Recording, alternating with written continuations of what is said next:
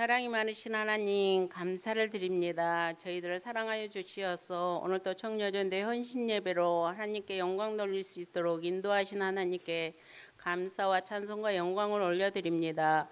이 예배를 우리 주님 홀로 영광 받아주시고 이 예배를 흠양하여 주시옵소서. 예배 시종을 우리 주님께 의탁하옵고 예수님의 이름으로 감사하며 간절히 기도드렸사옵나이다. 아멘. 사도신경 하시겠습니다. 전능하사 천지를 만드신 하나님 아버지를 내가 믿사오며 그 외아들 우리 주 예수 그리스도를 믿사오니 이는 성령으로 잉태하사 동정녀 마리아에게 나시고 본디오 빌라도에게 고난을 받으사 십자가에 못 박혀 죽으시고 장사한 지 사흘 만에 죽은 자 가운데서 다시 살아나시며 하늘에 오르사 전능하신 하나님 우편에 앉아 계시다가 저리로서 산 자와 죽은 자를 심판하러 오시리라. 성령을 믿사오며 거룩한 공회와 성도가 서로 교통하는 것과 죄를 사하여 주시는 것과 몸이 다시 사는 것과 영원히 사는 것을 믿사옵나이다.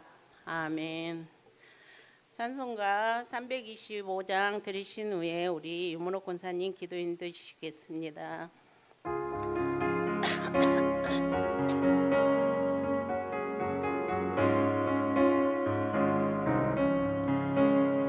예수가 함께 계시니 시험이 오나 겁없네.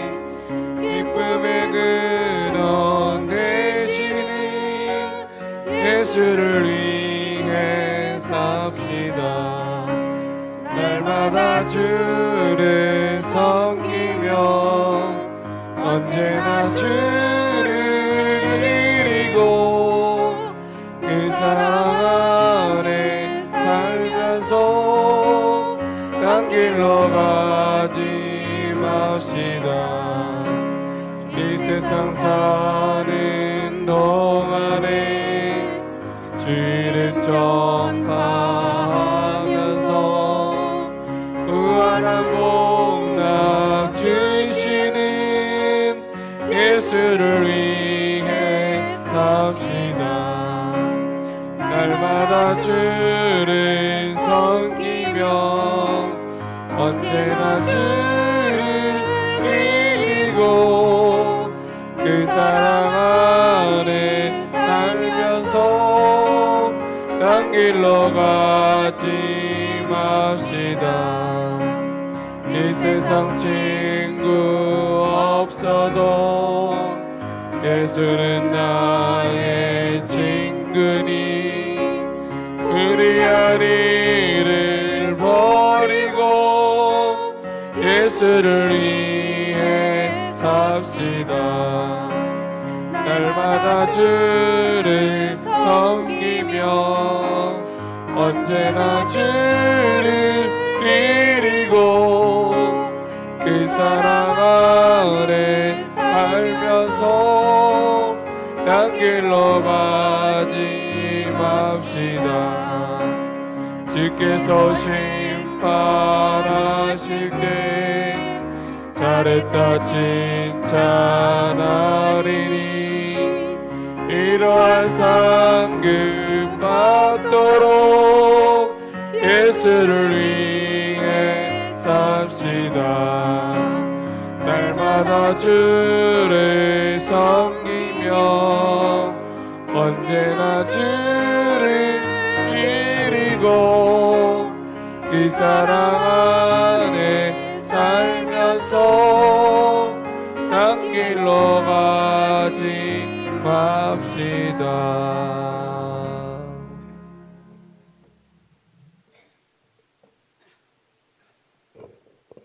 기도하십시다. 할렐루야. 참으로 좋으신 아버지 감사합니다. 오늘도 하나님이 사랑하는 아버지 하나님 우리 총요전도회가 아버지 앞에 헌신하고자 하는 마음을 가지고 모였습니다. 오늘 하루도 하나님 전에서 알게 모르게 보이게 보이지 아니하게 애쓰고 수고하며 하나님께 영광을 돌려드리는 귀한 하루를 보내게 하시고 이 저녁에 찬양하며 아버지 앞에 예배할 때에 주님 영광 받아주시기를 원합니다. 우리는 아무것도 할 수 없나이다. 연약하여 넘어지고 쓰러지는 자밖에 될 수 없나이다. 그러나 예수님 이름 의지하여서 하나님 앞에 나와 기도하고 아버지 앞에 말씀으로 양육 받는 아버지 저희들 되게 어지게 하시니 감사합니다. 오늘도 주께서 사랑하는 아버지 하나님, 특별히 우리 사랑하는 아버지 하나님 청년전대 회장 우리 전현자 권사님을 사랑하여 주시고 무엇보다도 아버지 영육간에 강건하게 하시기를 원합니다. 아버지께서 일찍이 불러서 택하여서 너는 내 것이라 인쳐주시고 하나님이 기뻐하시는 아름다운 일을 할 수 있도록 인도하시고 오늘도 사랑하는 모든 아버지 하나님 회장님들과 모든 아버지 하나 회원들 하나하나 한 심령마다 주장하여 주시고 아버지 앞에 드려주는 예배를 통하여 주님 영광 받아주시기를 원합니다. 아버지 하나님, 사랑하는 우리 아버지 하나님의 여성들이 정말 아버지 여인들이 아버지 때로는 마르다처럼 때로는 아버지는 마리아처럼 말씀을 사모하고 하나님의 교회를 위해서 아버지 하나님의 영광을 위해서 몸바쳐 일하는 귀한 아버지 하나님 회원들과 모든 임원들과 아버지 하나님 회장님에게 은혜 베풀어 주시고 사랑하는 성도들에게 하늘의 신령한 은혜와 이 땅의 기름진 복으로 채워주셔서 정말 아버지 하나님의 그의 나라와 의를 위하여 간구하고 이 땅의 기름진 복 받아서 많은 사람들을 나눠주고 구워주고 도와주는 놀라운 은총이 있어지는 복된 시간 될 수 있도록 은혜 위에 은혜를 더하시기를 원합니다. 하나님 아버지, 특별히 사랑하는 목사님 우리에게 아버지 하나 귀한 말씀을 주시고 예비하신 귀한 말씀 들려 단상에 세우실 텐데 하나님이 사랑하는 목사님의 입술을 아버지 하나 진정 아버지 하나님 그 입술의 권세와 능력으로 사로잡아 주시고 우리에게 주시고 예배하신 말씀으로 축복하시어서 그 말씀을 받는 우리들 아멘으로 화답하여 아버지 하나님 이 땅의 악한 어둠의 세력들 호시탐탐 노리고 있는 흑암의 세력들 얼마 남지 않음을 알아 할 수만 있으면 믿는 자들을 미혹하는 악의 영들을 능히 이겨나갈 수 있는 귀한 말씀으로 우리에게 허락하여 주시옵소서. 영육간의 강건함을 허락하시고 그 입술에 권세와 능력이 될 수 있도록 은총 허락하시기를 원합니다. 사랑하는 아버지 하나님, 우리 또 귀한 성가대원들이 하나님 앞에 찬양으로 영광 돌립니다. 황소 한 마리보다 아버지 하나님 찬양을 듣기에 더 아버지 기뻐하시는 놀라운 은혜가 이 시간 있게 하시고 그 기쁨을 이기지 못해서 저희들에게 귀한 은혜와 축복으로 함께 하시는 놀라운 시간 되게 하시고 찬양을 드려질 때에 아버지 하나님 듣는 저희들도 합하여 마음이 하나가 될 수 있는 귀한 시간 되게 하시기를 원합니다. 오늘도 부끄럽지만 아버지 연약하지만 아무 공로 없지만 예수님 이름 의지하여 하나님 앞에 구하는 것마다 응답하시고 사랑하는 우리 성민교회가 아버지 하나님 마지막 때에 하나님께 영광이 되어지는 놀라운 은총이 있어지기를 간절히 원하고 오늘도 살아 역사하시는 하나님의 놀라우신 은혜가 아버지 하나님 있을 줄로 믿사옵고 감사를 드리며 예수님의 이름으로 기도하옵나이다. 아멘.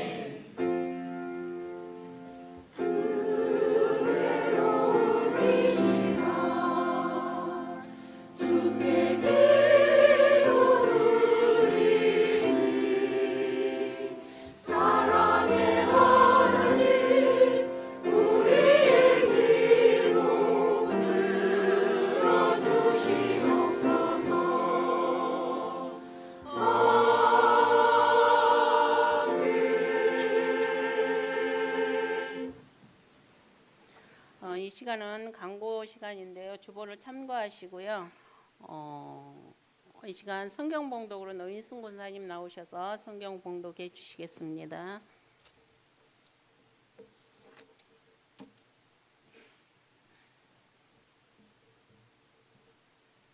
오늘 우리에게 주실 하나님 말씀은 신명기 6장 4절로 9절 말씀입니다. 구약 271쪽이에요.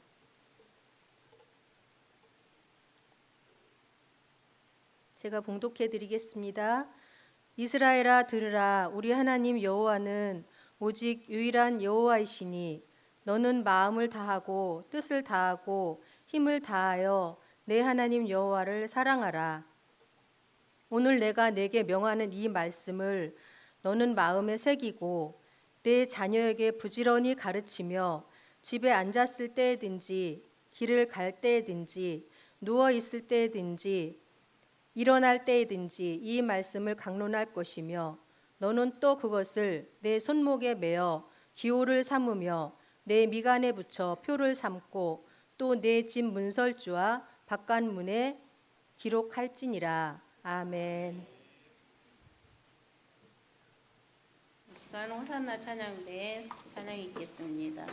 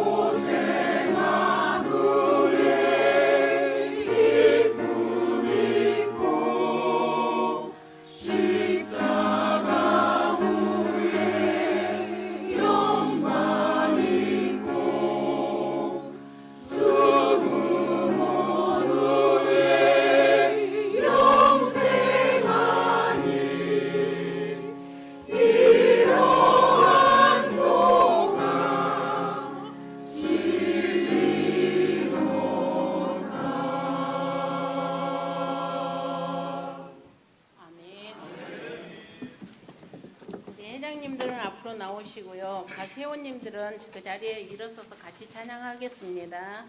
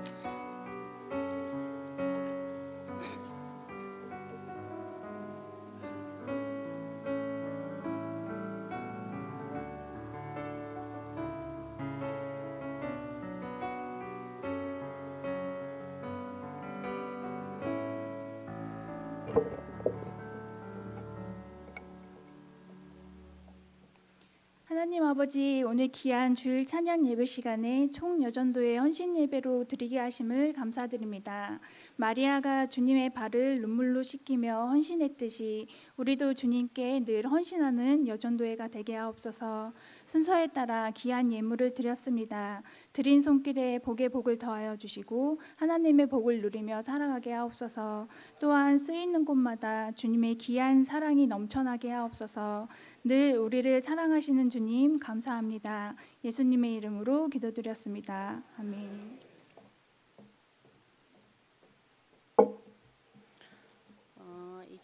이 시간에는 여성의 사명이라는 우리 이혜진 강사 목사님이 말씀 전해 주실 때 많은 은혜 받으시기 바랍니다.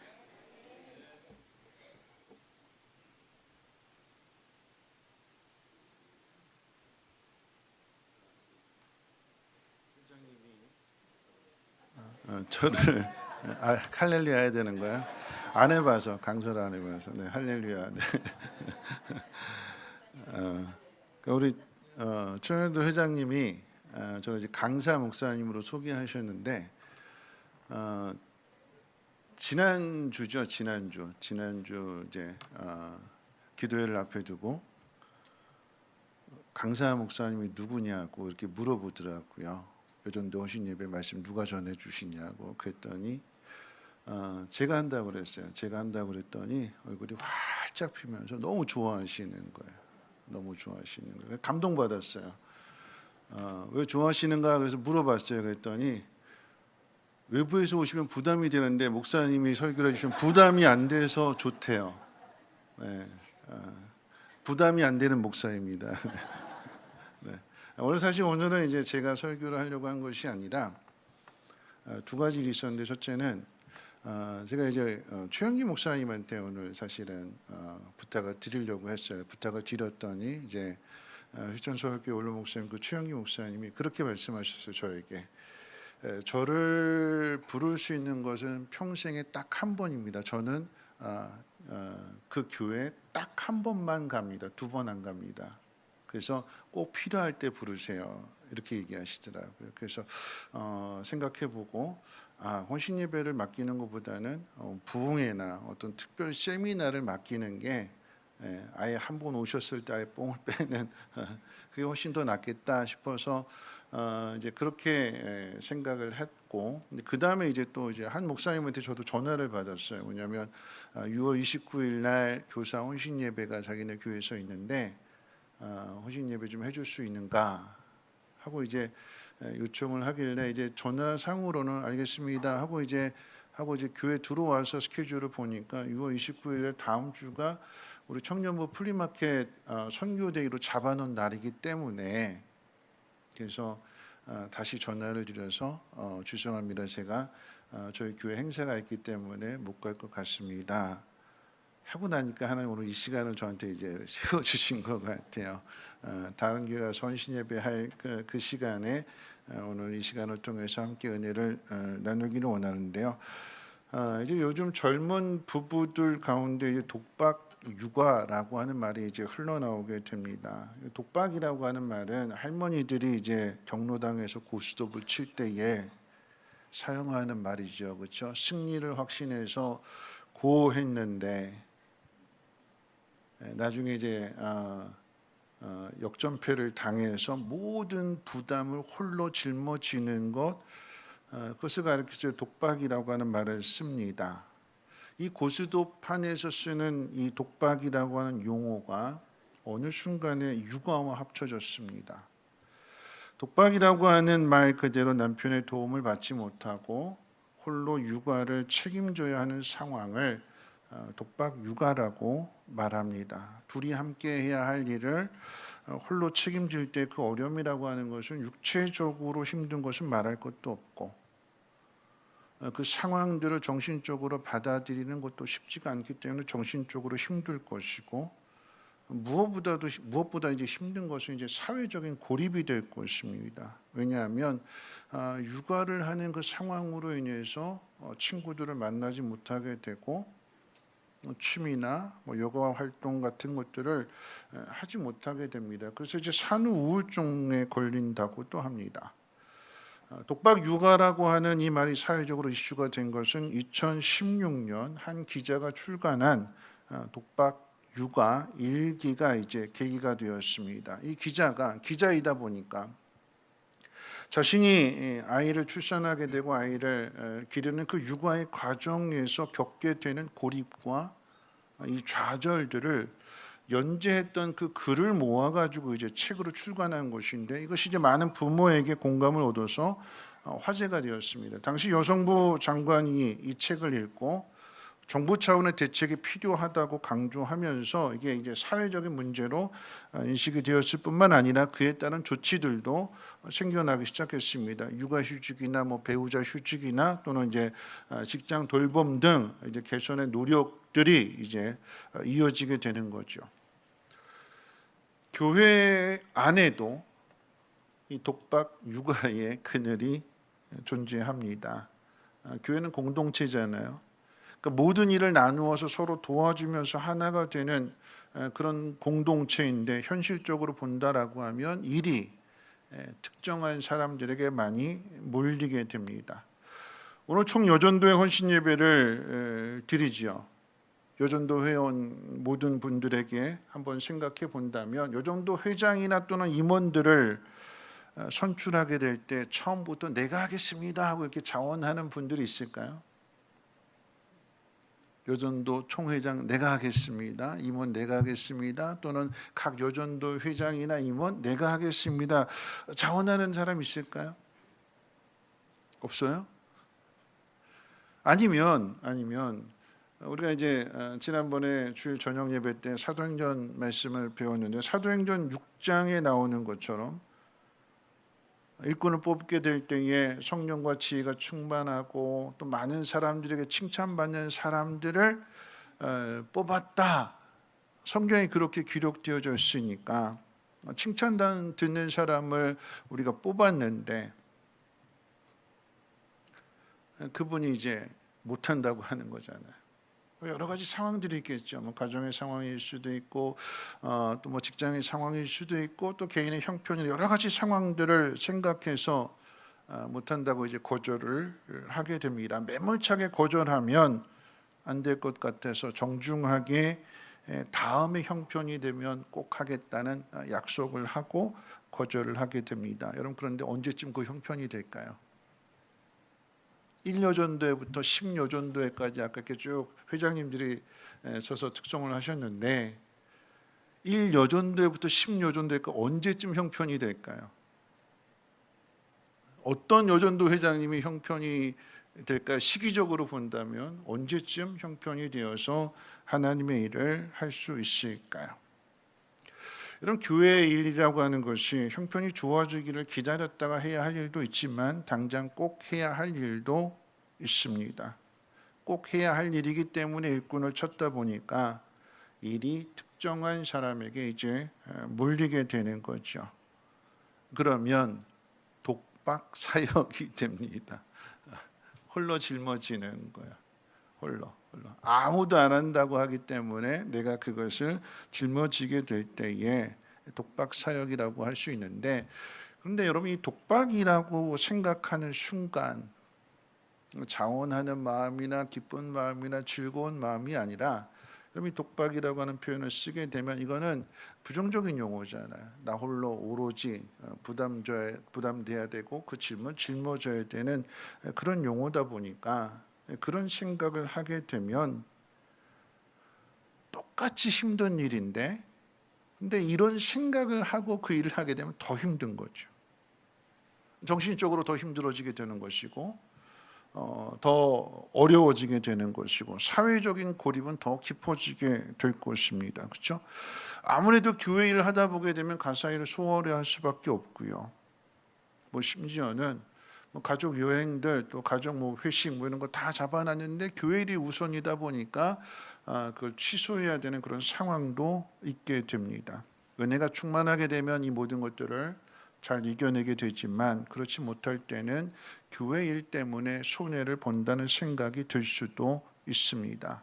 그럴 때가 되면 좀 벗어나고 싶은 충동이 들 수도 있지요. 이런 상황들 우리가 교회를 하다 보면 충분히 맞이할 수 있는, 누구나 맞이할 수 있는 상황이기 때문에 어떻게 해야 될지를 오늘 말씀을 통해서 한번 생각해 보려고 합니다.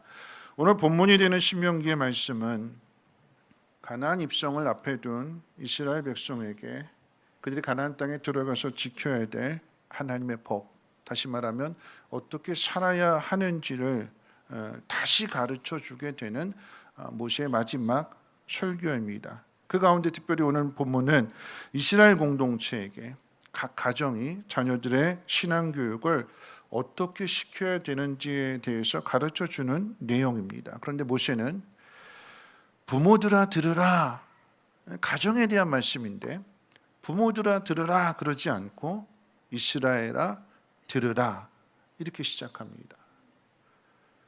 가정에 대한 이야기니까 아비들아 들어라, 어미들아 들어라, 또는 부모들아 들어라 이렇게 해야 되는데 이스라엘아 들으라 이렇게 시작해요. 신앙 교육이나 또는 신앙 전수의 책임이 한 가정의 이야기만이 아닌 이스라엘 공동체에 있다라고 하는, 모든 사람들에게 해당되는 의미가 되는 거죠. 모든 사람이 들어야 되고 모든 사람들이 이것을 지켜야 된다라고 하는 것입니다. 같은 원리예요. 가정이든 이스라엘 민족 전체나 같은 원리가 되는 거예요. 오늘 여전도 혼신 예배를 드리게 될 때에 여전도 회원만 듣는 이야기가 아니라 우리 성민의 모든 권속들이 다 들어야 되는 이야기입니다. 그런 의미에서 한번 생각해 봅니다. 어떻게 공동체를 세워야 될까? 세 가지로 한번 생각해 볼 텐데요. 첫 번째, 오늘 혼신 예배를 드리면서 혼신의 시작은 가장 기본적으로 늘 자주 듣는 이야기지만 하나님의 뜻을 아는 데서부터 출발하게 됩니다. 가정은 사랑으로 만들어지는 공동체이죠. 공동체라고 하는 것은 혼자가 아닌 둘 이상을 의미합니다. 최초의 가정은 아담과 하와, 즉 남자와 여자로부터 출발하게 되는데 하나님께서 이 가정을 만드신 목적은 하나님의 땅에서 생육하고 번성하고 그 모든 것들을 다스리라고 하는 그 하나님 명령으로부터 시작이 돼요. 이것은 인간에게 주신 복이기도 하지만 인간이 살아내야 할 사명이기도 합니다. 오늘 본문의 말씀, 이 신명기 6장을 시작하면서 모세는 이 동일한 사실, 아담과 하와에게 주셨던 생육하고 번성하고 땅에 충만하라라고 하는 그 말씀의 의미를 똑같이 가르쳐 줍니다. 우리가 읽은 앞에 있는 이 4절부터 9절을 읽었는데 그 앞에 6장을 시작하게 될 때에 1절부터 3절의 말씀, 그 말씀이 이스라엘 백성 전체에게 향하신 하나님의 뜻인데 우리 3절 말씀을 한번 읽어볼까요? 그 앞에 있는 오늘 본문 읽은 3절 한번 같이 한번 읽어봅니다. 시작. 이스라엘아 듣고 삼가 그것을 행하라. 그리하면 내가 복을 받고 내 조상들의 하나님 여호와께서 내게 허락하심과 같이 젖과 꿀이 흐르는 땅에서 내가 크게 번성하리라. 하나님 말씀을 지키면 복을 받고 하나님 허락하신 땅에서 크게 번성한다라고 하는 말씀은 율법을 지켰기 때문에 보상이 주어진다라고 하는 말이 아닙니다. 하나님은 이 말씀을 가나안 땅에 들어가기 전에 모세를 통해서 주신 말씀이에요.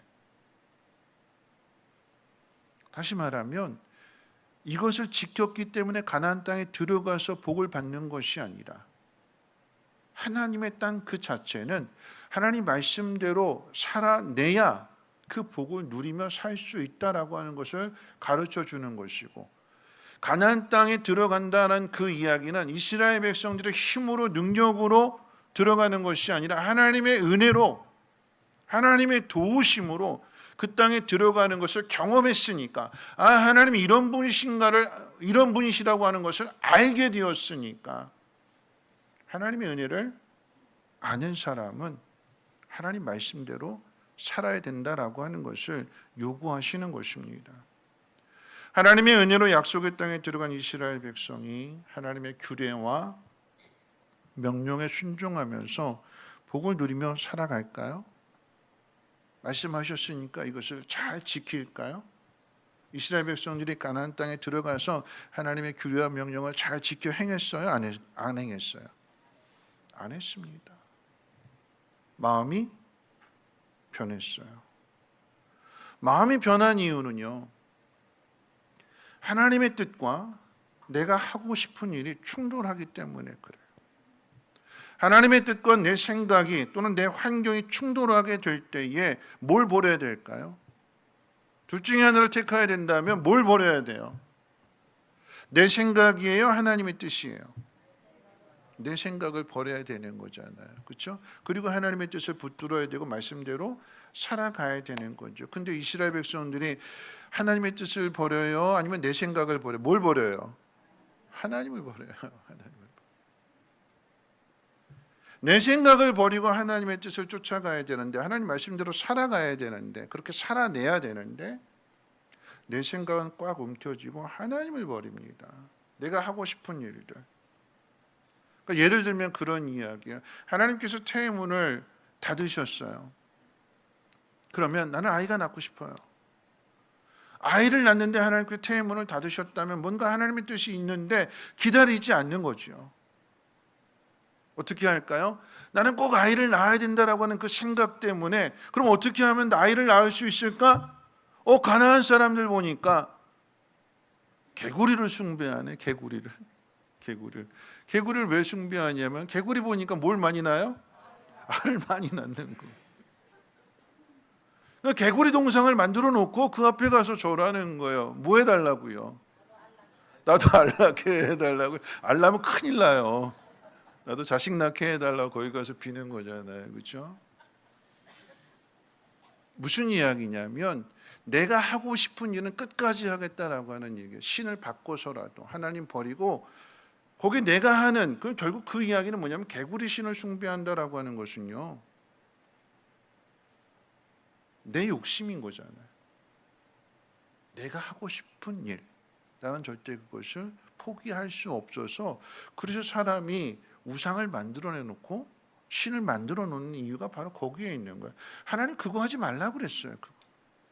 하나님 유일하신 하나님이다. 복을 주시는 유일하신 분이다. 다른 데 복이 없다는 이야기예요. 근데 우리는 자꾸 내가 하고자 하는 일들, 내가 생각하는 일들, 내가 계획하는 일들, 그 속에서 복을 받으려고, 복을 누리려고 자꾸 그 길로 가게 되는 거예요.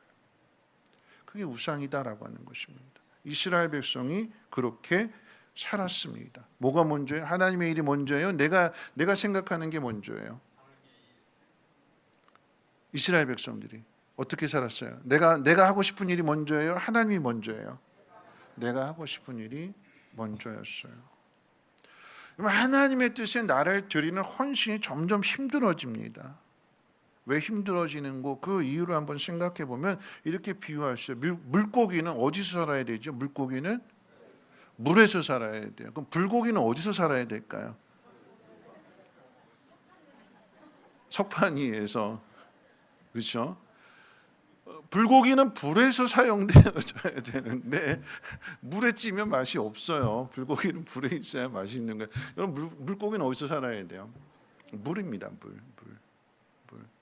물에서 살아야, 하나님 그렇게 지으셨어요. 물고기는 물에서 살아야 된다. 여러분, 물고기는 물에서 살아야 된다라고 하는 것은 제한이나 속박이 아닙니다. 하나님 그렇게 지으셨어요. 그러면 물고기는 물에서 살아야 그 모든 것들을 누릴 수 있는 거죠. 그런데 내 마음대로라고, 내 자유라고 물 밖으로 나오면 어떻게 돼요? 힘들어지는 거예요. 숨을 쉴 수 없는 거예요. 살 수 없는 거죠. 똑같습니다. 하나님 우리를 지으셨어요.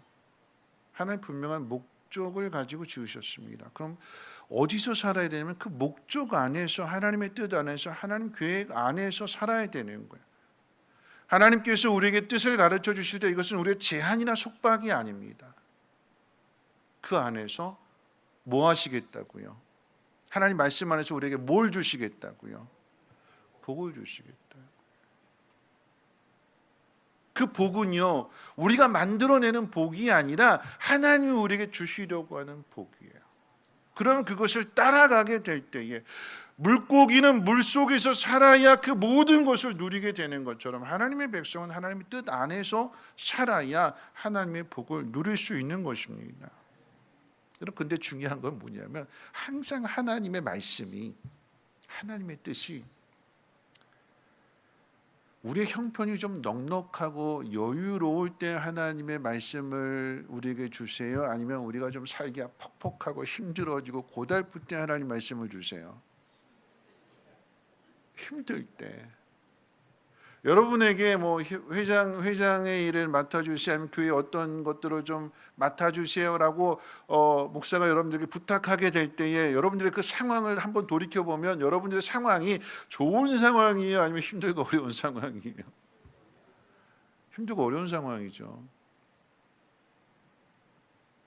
왜 꼭 하필이면 그때 그러잖아요. 아유, 지금 내가 이 순간만 벗어나면 내가 할 텐데 지금 이런 상황 때문에 안 돼요. 힘들어요. 하나님은요, 우리를 부르실 때 내가 모든 쾌적한 환경을 잘 갖추고 있을 때 부르시지 않고 그렇지 않을 때 부르세요. 믿으십니까? 아멘 하셨어요? 이거 녹화되는 거죠? 아멘 하신 분들 누군지 봤다가 이제 부탁질 해야지. 아멘 하셨으니까. 하나님께서 모세를 부르실 때 좋을 때 부르세요? 인생이 고달플 때 부르세요? 고달플 때 부르세요. 왜요? 왜 그때 부르실까요? 순종의 여부를 보시겠지만 그래야 우리의 힘으로 할 수 없는 그때가 돼서야 하나님 일하시는 능력을 나타내 주시니까. 근데 우리는 자꾸 내가 하려고 생각하니까 때를 기다리게 되는 거고 때를 다음으로 미루게 되는 거고 그러다 보니까 그 때를 놓치게 되는 거죠. 하나님이 생각하시는 때와 내가 생각하는 때가 틀린 거예요. 하나님 우리에게 명령하신다라고 하면 규례와 명령이라고 그랬거든요. 하나님 명령하신다라고 하는 것은 반드시 그렇게 해야 된다라고 하는 이야기예요. 그 이야기가 무엇이냐? 그래서 두 번째로 한번 생각해 볼 것은요. 하나님의 뜻은 어디에 있는가? 하나님의 뜻은 공동체를 세우는 데 있습니다. 아프리카의 한 부족에 이런 금원이 전해 내려오게 되는데 한 아이를 기르는데 온 마을이 필요하다. 한 아이를 키우는 데 있어서 마을 전체가 필요하대요. 한 아이라고 하는 그 자녀는 내 자녀만이 아니라 온 마을 전체의 자녀다라고 하는 이야기입니다. 모세 시대에 아이가 태어난다라고 하면 그 아이는 지파가 있어요. 뭐 르우벤 지파든 시므온 지파든 그 12지파 어느 지파든지 간에 한 지파에 소속이 되거든요. 그러면 그렇게 태어난 아이는 예를 들어서 유다 지파의 아이가 태어났다. 그 아이는 유다 지파만의 아이가 아니라 어느 아이예요? 이스라엘 전체 아이가 되는 거예요. 이스라엘 전체. 여러분 이것이 우리 옛날에 그런 이야기가 있잖아요. 젖동량이란 말이 있잖아요. 젖동량. 이 말이 왜 나왔을까요? 한 가정에 엄마가 아이를 낳다가 세상을 떠났어요. 그럼 그 집안에 아빠와 아이만 남겨졌어요. 호라비와 아이만입니다. 그럼 이 아이 젖을 누가 먹을까요? 이 아이 젖을 어떻게 누가 먹을까요? 누가? 동네 아줌마들이 먹어요. 동네 아줌마. 심청전에 그 심청이가 누구 젖을 먹어요? 동네 아줌마들 젖을 먹고 크는 거잖아요. 누가 키워요? 동네 사람들이 키워주는 거예요. 반찬에도 하나 더 해다 주고 관심 가져주고 아이를 보살펴주고 마을 전체가 그 마을 전체가 한 아이를 키우게 되는 거죠. 여러분 그럼 그 아이가 성장했을 때 그 마을을 위해서 어떤 일을 할까요? 또 엄마가 없는 그 일을 그 빈 자리를 엄마 역할을 해준 분에 대하여 젖을 물려주고 아이를 키워준 그분에 대해서 어떤 마음을 가질까요? 고마운 마음이죠. 그럼 그 아이가 그분을 위해서 어떻게 살아가게 될까요? 내가 그때 했던 일들이 작은 씨앗이 되어서 뒤에 가서 많은 열매를 맺게 되는 것이고 결국 그 이익이 나한테 오게 된다라고 하는 이야기입니다. 하나님의 뜻을 세우는 그 일은 곧 공동체를 세우는 일인데 앞에 있는 2절에서 뭐라고 이야기하냐면 이렇게 이야기합니다. 너와 내 아들과 내 손자들의 평생에 네 하나님을 경외하며 그랬어요. 너와 내 아들과 내 손자라고 하는 것은 3대를 가리킵니다. 3대가 한 가정 안에 있는 보편적인 최대치입니다. 물론 우리 교회는 4대가 있기도 한데 그렇죠? 이규삼 목사님 가정은 4대가 한 가정에 있기도 한데 보편적으로 보면 3대예요. 할아버지, 아버지, 그 아들, 손주까지 이렇게 해서 3대입니다. 그럼 3대라고 하는 그 이야기는 한 가정 전체를 이야기하는 거죠. 한 가족 전체가 하나님의 명령과 규례와 그 법도를 지켜야 된다. 여러분 이것이 하나님의 뜻이에요. 모세는 4절에서 다시 말하지만 이스라엘아 들으라 그랬어요. 한 가정만 지키는 것이 아니라 이스라엘 전체가 들어야 되는 것으로 확대하고 있습니다. 이스라엘 백성이라고 하면 이스라엘 공동체 안에 소속되어졌다라고 하면 모든 사람들이 다 들어야 될 말씀입니다. 여전대 헌신 예배를 드리면서 가정을 살리자라고 하는 의미로 말하려고 하는 것이 아니라 하나님의 뜻이 가정을 세우는 일이고 더 나아가 교회를 세우는 일이기 때문에 그 속에 각자의 할 일을 찾아서 해야 된다라고 하는 것입니다. 각자 해야 할 일들 가운데 오늘 본문에는 부모로서의 일을 강조합니다. 부모가 해야 될 첫 번째 일이 무엇이냐? 오늘 5절 말씀 같이 한번 읽어볼까요? 5절 말씀 함께 읽어봅니다. 시작.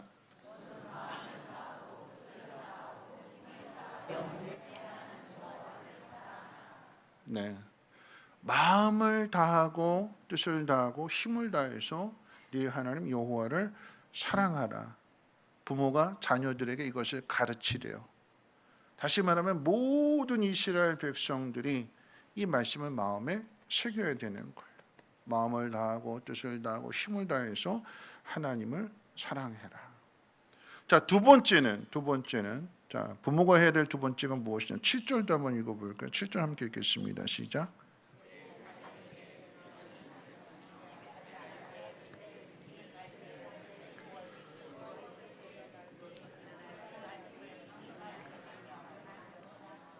네, 7절의 내용은 뭐냐면 자녀들에게 가르쳐 주라라고 하는 얘기예요.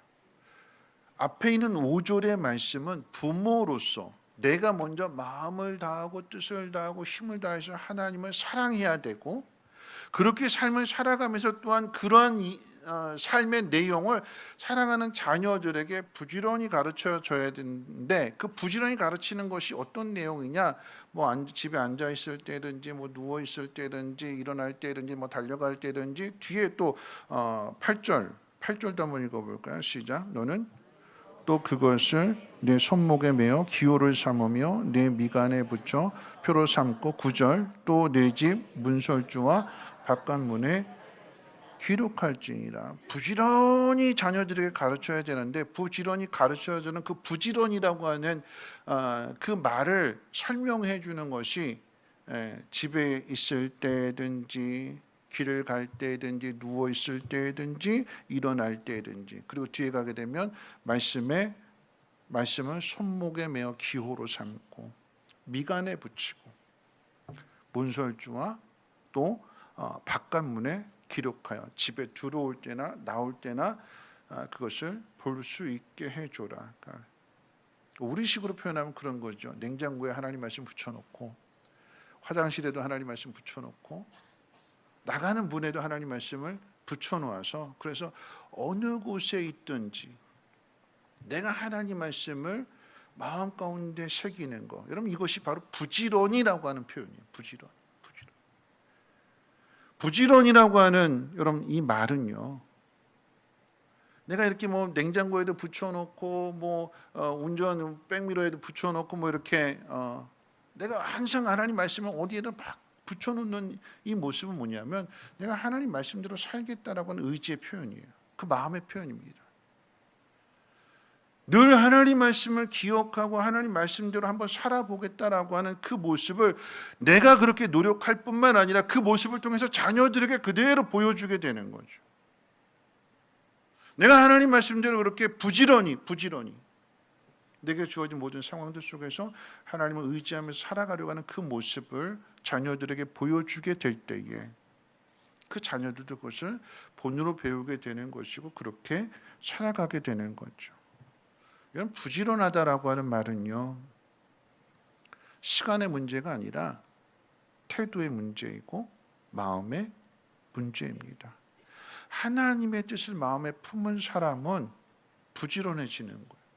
시간이 없는 사람인데도 참 부지런하다라고 하는 소리를 듣는 것은 무엇이냐면 그 시간을 쪼개고 쪼개어서 가장 중요한 일, 하나님 원하시는 그 일을 한다라고 하는 의미가 되는 거죠. 여러분, 교회는 그런 사람들을 통해서 세워지게 되는 거예요. 부지런히. 우리 여전도 회원님들은 우리 옆에 계신 헌신 예배를 드리기 때문에 우리 옆에 있는 여전도 회원님들과 함께 인사했으면 좋겠습니다. 부지런합시다.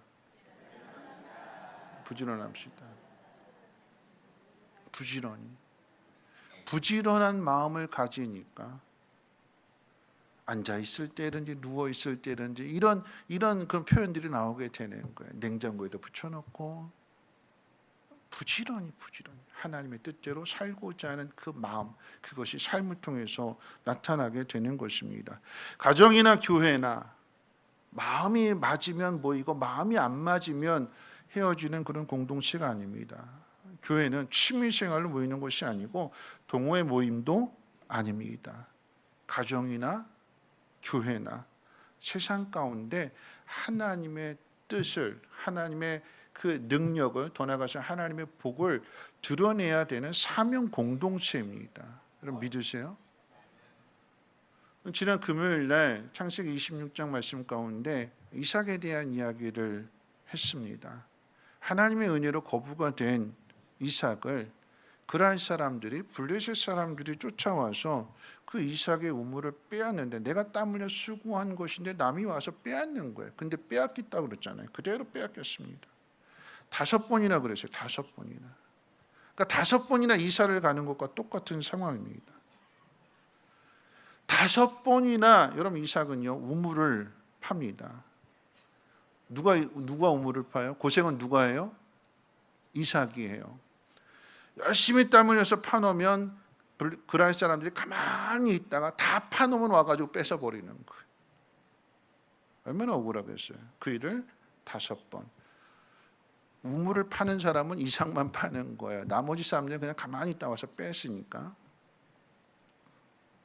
그런데 이제 금요일날 말씀드렸던 것처럼 이삭의 입장에서는 그거 당하는 거잖아요. 빼앗겼어요. 그런데 이삭이 그것을 그대로 넘겨주고 다른 데 가서 우물을 팔 때 또 우물을 파고 또 우물을 파고, 이삭은 우물만 파요. 이삭의 아버지 아브라함은요 목축업을 하는 사람이었어요.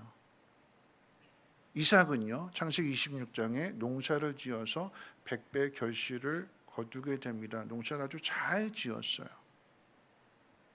그런데 그 이삭이 이제는 우물을 팝니다. 우물을 파는 일은 이삭이 원하는 일이 아니었어요. 시기를 당했으니까, 공격을 당했으니까. 그런데 우물을 파는 일은요 목축업을 하는 것이나 농사를 짓는 것과 상관없다고 생각했지만, 내가 지금 이 일을 왜 하고 있지? 내가 왜 이런 수고를 하고 있지? 라고 생각하겠지만, 이삭이 우물을 판 그 일이 가축을 먹이는 일이었고, 이삭이 우물을 판 그 일이 농산물에 물을 대주는 일이었고, 농부들이 그 목마름을 해결할 수 있는 그런 물이었습니다. 결국은 모두에게 다 유익이 되는 거죠. 이삭의 가족뿐만 아니라 그랄 사람들에게도, 모든 사람들에게도 5개의 우물이 파짐으로 인해서 그 많은 가축들이 물을 마실 수 있는 것이고, 또 농산물들도, 또 농부들도 그 물을 마실 수 있게 되는 거죠. 결국 이것이 나한테 돌아오더라. 여러분, 헌신은요, 헌신은 내가 원하는 일을 하는 게 헌신이 아니라 하나님 원하시는 일을 하는 게 헌신이에요.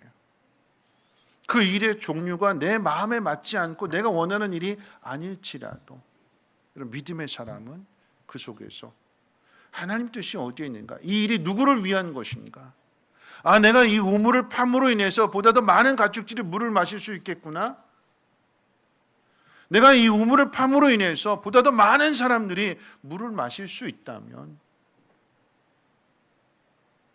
그렇게 해서 평화가 찾아와요. 처음에는 전쟁이었고 처음에는 갈라짐이었는데 처음에는 너무나도 힘들었는데 이삭이 그 일을 잘 감당하고 나니까 생각지도 않은 평화가 찾아오게 되는 것이고 얘 건드리면 안 된다. 왕으로부터 보호 명령을 받게 되는 것입니다. 오늘 교육부장 회의를 했습니다. 희엘 청소년부가 이제 지난주 토요일 날 수원에 있는 한 가정교회 그 청소년부 이렇게 목장을 어떻게 하는지 가서 이제 세미나에 참석하고 이렇게 왔는데 이제 그 희엘 청소년부 부장님이 이제 그런 이야기를 한 그 교육 목자, 그러니까 교사겠죠, 교사 우리식으로 이야기하면 간증을 하는데 거기 은혜를 받았대요. 그러니까 무슨 간증을 하는가 하면 청소년부 이렇게 목자로서 이제 아이들을 섬기는데 공과 공부하는 것처럼 그냥 교회에서 그냥 편하게 했대요. 근데 3년 동안이나 아이들을 이렇게 돌보고 아이들끼리 서로 이렇게 뭐 나눔도 해야 되는데 3년이나 같은 목장에 있고 같은 조이가 됐으면서도 불구하고 아이들이 서로 이야기를 안 하더래요. 달라지는 게 없더래요. 그래서 이게 너무 힘들더래요.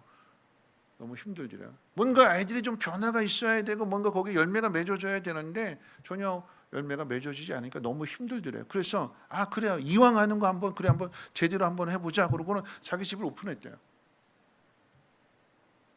그랬더니 아이들이 그 집에 와서 지내면서 대화가 시작이 되더래요. 서로 이야기를 하면서. 그러면서 이제 이제 간증의 결론이 그런 이야기였대요. 뭐냐면 그 교육 목사가 거기 오신 그 많은 분들에게 이런 이야기를 하더래요. 내가 죽었더니 살아납디다. 내가 죽으니까 살아나더래요. 내가 죽으니까. 결국 사역이 뭐냐, 헌신이 뭐냐, 내가 죽어서 다른 사람들을 살리고 공동체를 살리는 게 그게 헌신이에요. 내가 죽어졌더니 살아나더라. 그럼 이삭이 죽으니까 주변에 많은 사람들이 살아나게 되는 거예요. 하나님의 뜻이 어디에 있는가? 거기에 있어요. 그 공동체를 살리라라고 하는 것이 하나님의 뜻이다라고 하는 것입니다. 이 일은 오직 하나님의 사람만이 할 수 있는 것이기 때문에 내가 원하는 방향이 아니고 내가 원하는 일이 아닌데 하나님 그 속에서 그와 함께 하심으로 인해서 그가 하는 일들 가운데 형통을 나타내게 되는 것이고 그러니까 사람들이 이삭을 보면서 하나님을 보게 되는 거죠. 이스라엘 백성들에게 모세를 통해서 이스라엘아 들으라 하면서 마음을 다하고 뜻을 다하고 힘을 다해서 하나님을 사랑해야 된다. 이것을 너희 자녀들에게 가르치라라고 하는 그 이야기는 하나님 주시는 복이 이스라엘 통해서 주변의 나라들에게 흘러가기 때문에 그 일은 오직 너희만 할 수 있기 때문에 이것을 어떻게 해요? 부지런히 가르치라라고 하는 것입니다. 마지막 세 번째 한번 생각해 볼 것이 있다라고 하면 여러분 가정은 인간이 생육하고 번성하고 땅에 충만하기 위한 공동체 근원과도 같습니다. 그 가운데 자식은 하나님이 허락하신 기쁨이고 그리고 기업이고 영광이지요. 독박 육아라고 하는 것은 나 혼자 이것을 책임져야 돼? 왜 나만? 남편은 뭐하고? 왜 나만 혼자 이렇게 해야 되는가? 그렇게 생각하게 되면 이게 참 힘들어져요. 그런데 말이라고 하는 것은요, 그 상황을 만들어가는 거고 또 그 말이라고 하는 것은 상황뿐만 아니라 그 말을 듣는 아이 입장에서 엄마가 맨날 왜 나만 왜 나 혼자 이렇게 독박 써야 돼? 막 이렇게 한다면 그 아이가 그 말을 들을 때 어떤 마음을 갖게 될까요? 독박이라고 하는 말을 그 아이가 처음에는 못 알아듣겠지만 나중에 커서 그 의미를 알게 되었을 때 어떤 마음이 들까요? 아, 내가 엄마한테 짐이 되었나? 내가 엄마를 힘들게 했나? 그런 생각들을 가지면 엄마와 그 자녀 사이의 관계도 올바른 관계가 되는 게 아닌 거죠. 독박이라고 하는 그 말은 여러분 홀로라고 하는 그 말의 의미가 되지만 여러분 그 자리에 아이는 돌봄을 받아야 되는데 여러분 그 자리에 남겨져 있는 그 한 사람 누군가 해야 될 일인데 그 일을 책임지게 될 때에 여러분 그 독박, 세상은 독박이란 말을 쓰게 되지만 독박 육아란 말을 쓰게 되지만 그 상황 속에서의 한번 들여다봤으면 좋겠어요. 아이라고 한다면 그 아이하고 한번 눈을 한번 맞춰보세요. 징그러울까요? 어휴, 내가 너 때문에 내가 하고 싶은 일도 못하고 그런 마음이 들까요? 아이를 보면서? 아니죠. 아이를 보는 순간만큼은 그래, 내가 네 엄마다. 그래, 내가 너 돌봐줄게. 걱정하지 마. 그 순간 그것을 한번 생각을 한번 바꿔본다면 그게 사명이 되는 거죠. 사명. 아, 내가 엄마구나. 내가 이 아이를 책임져야 되는구나. 누군가 해야 될 일들인데 남편이 도와주지 않는다라고 하면 그래, 내가 해야 된다. 폴 투르니가 쓴 여성 그대의 사명이라고 하는 책을 읽고 어떤 분이 이런 독후감을 썼어요. 우리 공감이 되는 이야기이기 때문에 잠깐 소개할 것 같으면 자기 어머니에게 잘할 사람을 찾고 있던 남자를 만나서 결혼을 했다. 결혼의 조건이 자기 엄마한테 잘하는 여인을 찾고 있던 그 사람과 만나서 결혼을 했대요. 숙녀에서 한 사람의 아내가 되고 새댁에서 두 아이의 엄마가 되었다. 새 생명의 탄생의 기쁨의 순간은 고속열차보다 훨씬 빨리 달려버렸기에 며느리와 아내, 엄마로서 감당해 나가야 할 삶의 무게를 연약한 몸으로 감당하기 버거울 만큼 힘든 시간이 이어졌다. 지독한 효자 남편 때문에 나는 어쩔 수 없는 효부의 삶을 살아야 됐다. 부모님께 효도하는 것이 영순이었던 남편 때문에 아이를 낳고 직장 생활을 하던 시절에도 주말이면 매주 할머님과 어머님을 뵈러 두 아이를 양팔에 매달고 시골로 향했다. 시골 정서로 남자는 부엌에 들어오면 안 된다고 하시기에 남편은 할머니 옆에서 꿀잠을 잤다. 내가 이 집에 머슴을 살러 왔나 싶을 정도로 고단했다. 왜 여자는 남자와 똑같이 일을 하는데 아기도 낳고 살림도 해야 하는 생각에 화가 치밀어 올라 여자의 삶을 벗어버리고 싶은 생각이 굴뚝 같았다. 무거운 짐을 지고 있을 때는 그 무게감을 제대로 느끼지 못하다가 그 무거운 짐을 내려놓고 난 다음 그 무게가 얼마나 무거웠는지를 깨닫는다. 그런데 그 짐을 졌던 순간이 추억이 되고 면류관이 된다. 내가 누구인지 나답게 사는 것이 중요하다. 누군가의 강요에 의해서가 아닌 하나님 앞에서의 나다. 그것이 사명이다. 여성의 사명은 햇빛이 이 세상을 구석구석 골고루 비춰주는 것과 같은 넉넉한 따스함이요 온유함임을 알게 되었다. 이상을 생각하는 남편 앞에서 현실을 생각하는 나. 체면 때문에 남편이 쉽게 포기하는 것에 대해서 당차게 용기 있게 대항하는 나. 시골에서 가난에 시달리며 메마른 정서를 가졌던 어머니의 가슴에 따뜻한 온기를 불어준 나였기에 눈을 감으시며 마지막 순간까지 손을 놓지 않으시고 고마워하셨다. 어머니를 생각하면 내가 여자로 태어난 것이 얼마나 감사한지, 나를 나답게 하는 때야말로 내가 아내로 엄마로서의 역할을 잘 수행해내고 있는 것이고 내가 여자인 것이 진짜 나다운 것이다. 왜 여자 혼자만 아이를 낳고 여자 혼자만 아이 젖을 물리고 아이를 키워야 되는가? 억울하다, 열받는다, 화난다. 그게 아니라 그 속에서 하나님 나를 그렇게 지으셨다면 그 일을 감당하는 그 속에서 진정한 나를 발견하게 되는 것이고 하나님의 뜻을 발견하게 되는 것이며 그렇게 될 때에 하나님의 뜻을 따르는 그 사람을 통해서 가정이든 그 공동체가 어떻게 해요? 회복이 된대요. 그리고 진정한 그 의미를 찾게 된대요. 말씀을 마칠 텐데요. 여러분, 여전대 혼신 예배를 드리면서 여자로 태어나신 것이 행복하세요? 불행하세요? 네, 하나님이 다음번에 혹시라도 다시 태어나게 해주신다면 남자로 태어나시겠어요? 여자로 태어나시겠어요?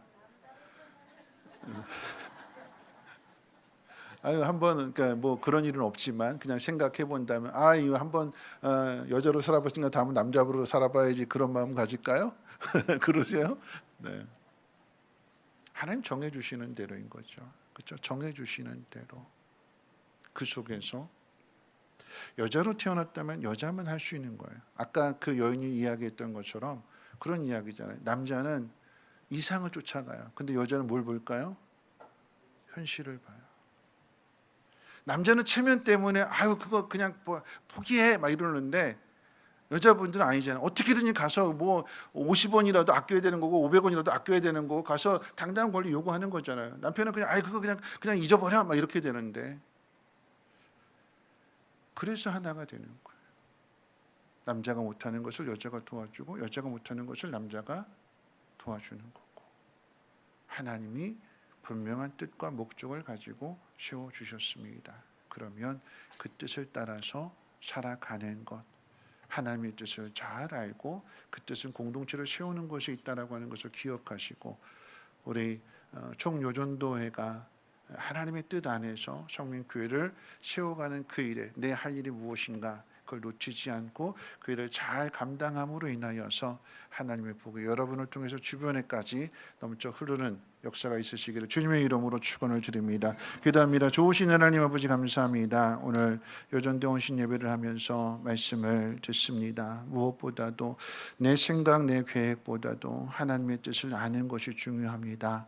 하나님 뜻대로 살기 위해서 부지런해질 수 있는 우리 모두가 되게 도와주시고, 또한 이것을 자란 자녀들에게 잘 가르치게 하시되 그 자녀들이 엄마로부터 또 아빠로부터 듣고 배워야 될 그 모든 것들 잘 가르쳐주고 잘 전해줘서 그 자녀들 또한 그 복된 길을 걸어가게 하시고 하나님 영광을 나타내는 거룩한 자녀로 세움받게 도와주옵소서.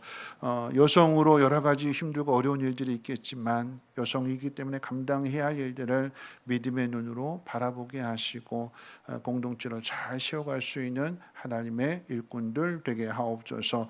그리할 때에 하나님 번성하게 하시고 행복하게 하시고 또 그로 인한 아름다운 열매들을 맺어짐으로 인하여서 풍성한 은혜와 복이 또 그 가정을 통해서 이웃들에게까지 전해줄 수 있도록 역사해 주옵소서. 감사드리며 모든 말씀 예수님의 이름으로 기도합니다. 아멘. 주신 말씀에 많은 은혜 되신 줄로 믿습니다. 찬송가 461장 드리시겠습니다.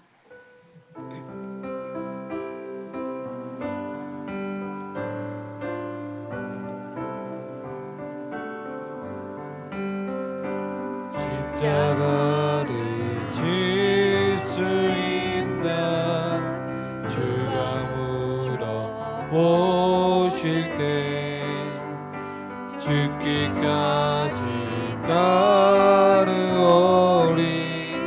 성도 대답하였다.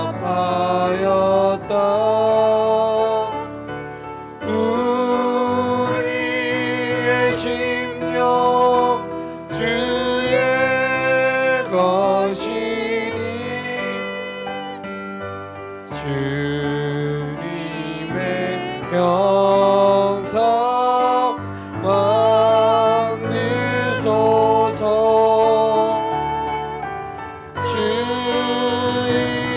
주님도 따라 살아갈 동안 사랑과 충성을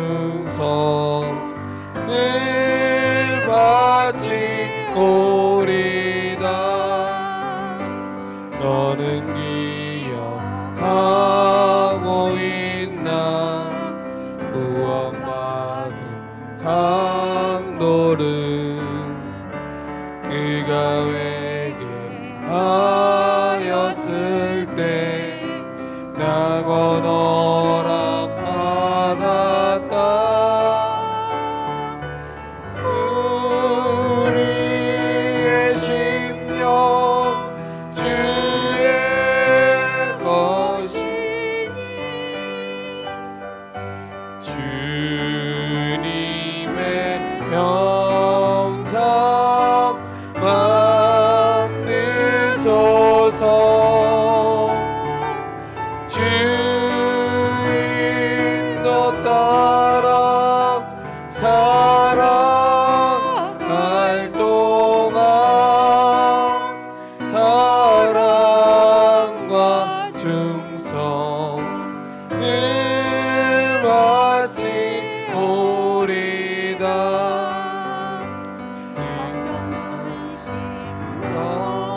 정크는 너를 둘러 덮을 때 주께 맡기겠나 제우스님 믿으며 우리의 심령 주의 것이니 주님의 형상 만드소서 주 인도 따라 살아갈 동안 사랑과 충성 늘 바치 오리다 이런 일 다 할 수 있나 주가 물어보실 때 용감한 자 바울처럼 성들 대답하리라 우리의 심령 주의 것이니 주님의 형상 만드소서 주 인도 따라 살아갈 동안 사랑과 충성 늘 바치 오리다